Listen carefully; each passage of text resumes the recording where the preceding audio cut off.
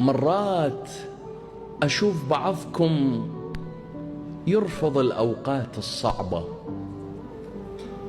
من تمر عليه الشدائد والأوقات الصعبة يضوج. لا ابني، لا تضوج. الأوقات الصعبة هي التي تصنعك. الله. أقول لك فرد شيء بيني وبينك، بالأوقات الصعبة تعرف حثالة البشر اللي كنت تمشي وياهم. حثالة. جل الله سامعي. تقول وصف على كل دقيقة قضيتها ويا هيج نماذج.